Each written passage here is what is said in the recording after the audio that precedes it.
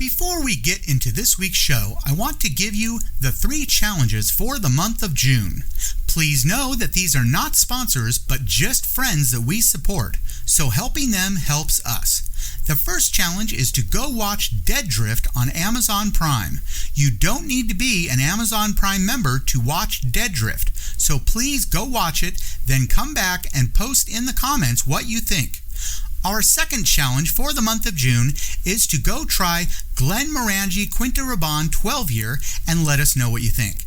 If you are in Western Washington, it is available at Louis G's in Fife. So go take a few sips, then post in the comments what you think. We want to hear from you on this.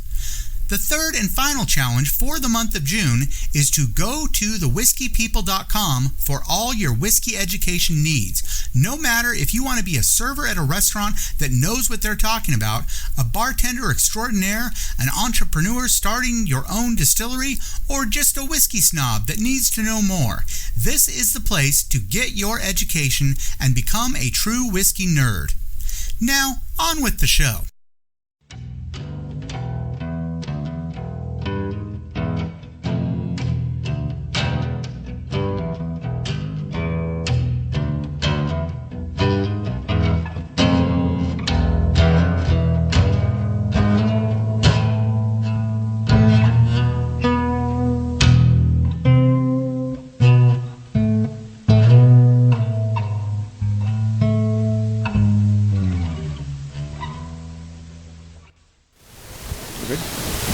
Hey everybody, welcome to another episode of Nerds Drink Whiskey.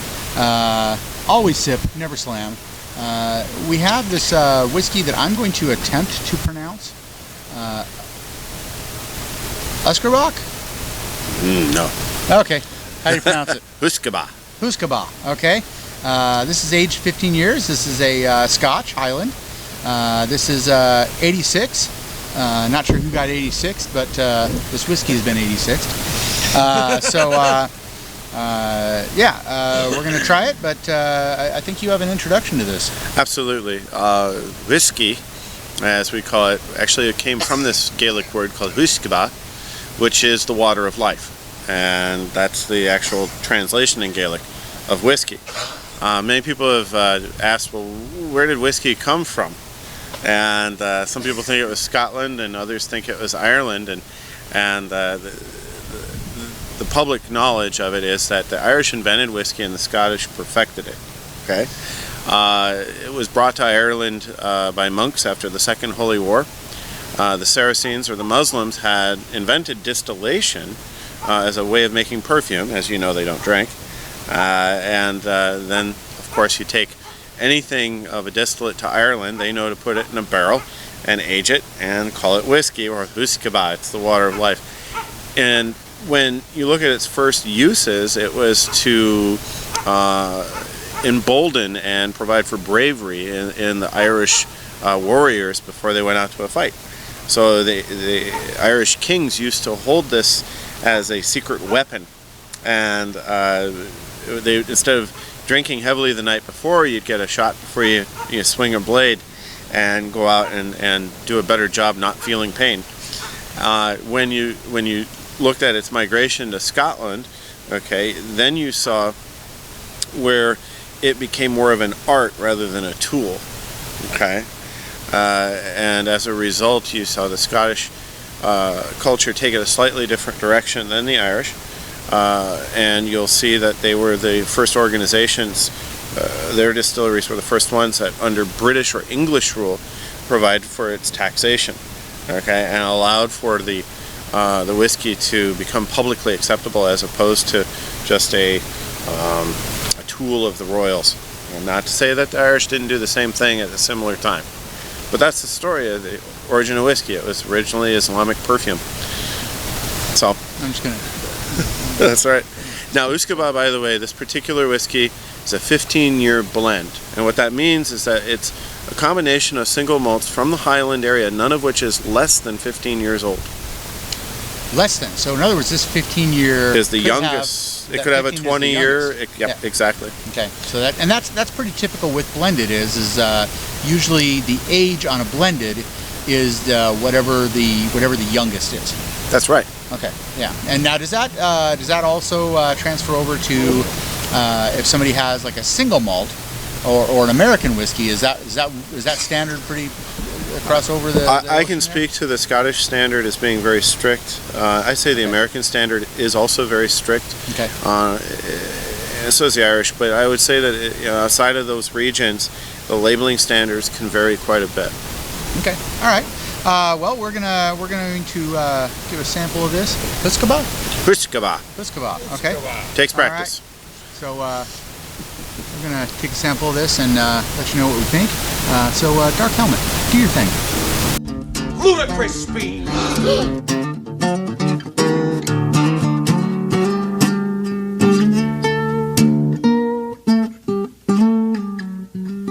Again, I gotta say, it was very sweet on the tongue, initial taste. The sweetness stayed with you a little longer than with the Ben Nevis. The finish still felt like I'm not sure if it needed another distillation or a little more cask time.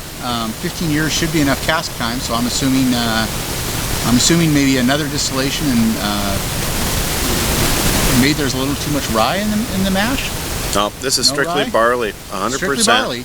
Okay. Yeah. Again, I think you like that clean, heavily distilled type of finish. Okay. And this again wasn't designed that way. Yeah. These are all single malts, and that means single malt barleys, and that means they were also all pot stilled. So we didn't have a continuous still involved, and as a result, you're going to have some texture. Yep. What'd you think of the? Well, let's listen to Gabe maybe a little bit first before I go into words. Personally, I really like the fruity sweetness on the tongue right at first taste. Very, very, broad on it, at least as far as I can tell. I can't pin down any particular fruit, but it's just very, very clean, very, very nice flavor to it. The bite and the finish on that is much more smooth on this one than the last one. Mm-hmm. I'm very surprised because for me, having even, more expensive blended whiskeys, I haven't had anything that with a bare minimum of 15 years at its youngest. So that was just very surprising and very, very, I was very, very pleasantly surprised by this. The kind of fruit that I'd use for what I experienced is an apricot caramel type of front end. Okay, it had no floral element that I could pinpoint. It does have a nice charcoalish element to it as part of the blend. I did not feel it had any kind of iodine, medicinal, seaweed type thing going on at all. It's a simpler whiskey, okay, in some ways, in that it didn't wander all over the flavor palette. It does have a wetter finish, which for some people can be a bit of a challenge, especially if you like something that's a little more distilled. It's not gonna get off your tongue quickly, and that can sometimes be annoying for some, especially on a sweeter whiskey, where that sweetness can turn sour as the sugars mature. So okay, cool. What's the what'll people find if people want to check this out? How much will? That's an expensive bottle. It's between 90 and 110, depending on where you go to get it. Okay. I think I had to go to California on that one in the 90 area. So, so unless you're a really big fan of Highland Scotch, this is definitely not a beginner Highland by any means. Right. This is probably one of the more interesting blends that's out there. It's not typically available affordably. Actually, I remember I didn't go to California. Actually, this one was shipped in from London because everybody else was charging you even more than that. It's an unusual flavor profile for Americans too. I'd suggest that if it was more popular, it'd be more available at a lower price point. Yeah. So this may be a way of experiencing their culture. All you Scotch drinkers are slacking. If you buy more of this, the price will come down here on this side of the pond. It definitely should, though. That's just for my affordability. It's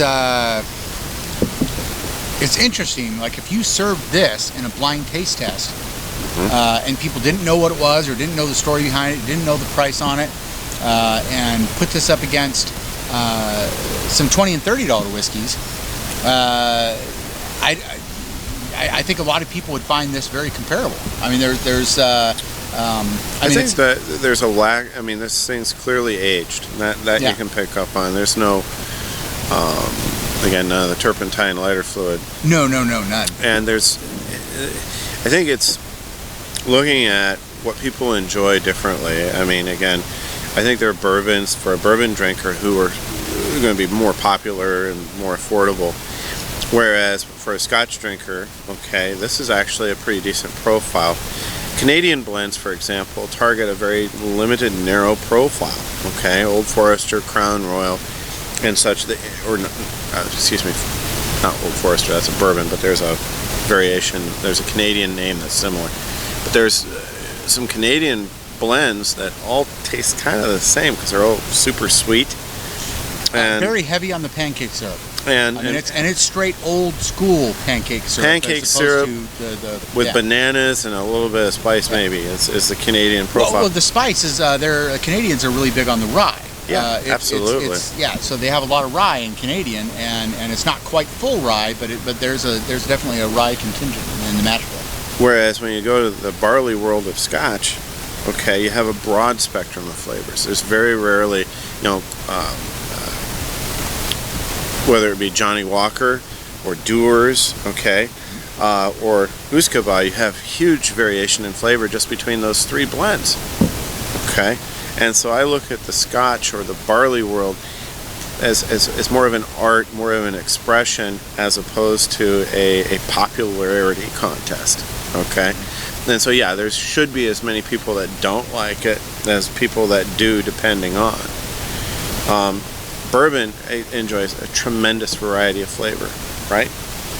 Because you have so many variations in the mash bill. 51% corn is the minimum requirement. After that, anything goes. Yeah. Okay.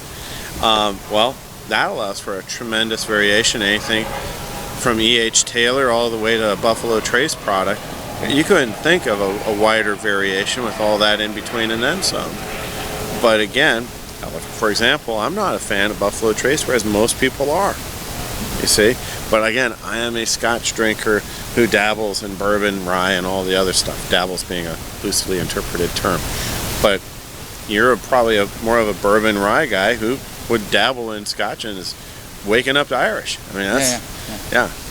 Now I do want to bring up one word that you used, because I think it's a very important word when it comes to whiskey. Is you referred to these as an expression, and I think that's a very important word for us to remember, because that emphasizes the point that it's an expression. This is an artist's rendering of what whiskey means. It should be. So when you get to a certain level of whiskey, beyond your Jack Daniels, beyond your even beyond your Maker's Mark or your Bullet that all the wannabe highfalutin restaurants have.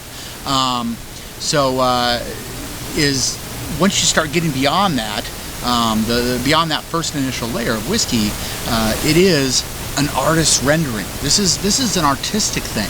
This is something that somebody has taken passion for. And when you talk to some of these independent distillers, they are very passionate about what they do, and they take it very personal, just as somebody who is painting or making a sculpture or anything else, or telling a story in a graphic novel. These are people who take what they do very seriously and are very passionate about it, and it is an artist's expression. And so I think it's very important that we remember that that's how we refer to these different types of whiskeys, as is an expression.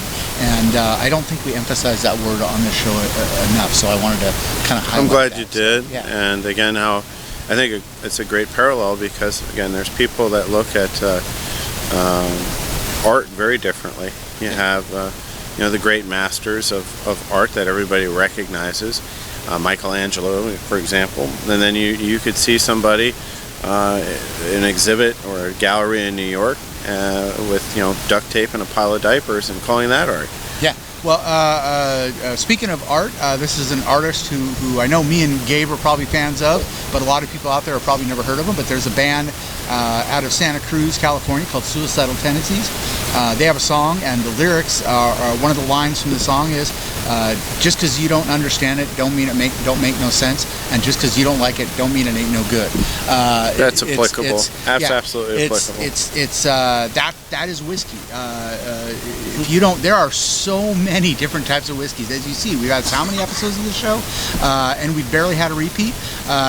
Just because you don't like one kind of whiskey doesn't mean you don't like whiskey. Just because you have an opinion of one kind of scotch doesn't mean you don't like scotch. Just because you have one kind of bourbon doesn't mean you don't like bourbon. One thing about this show, though, I want you to learn is that it is such a deep subject, and we want you to learn about how deep this subject is, and how much there is to learn, and how much there is to experience. And so please keep that in mind. And unless anybody has any closing comments, I think we can close this episode out. Well, number one, always keep your mind open when it comes to whiskey, because as Treacy and anybody else who actually starts to learn about this stuff goes, the well runs deep with knowledge when it comes to the world of whiskey. Yep. And finally, please like, comment, and subscribe for more. We'll see you guys later.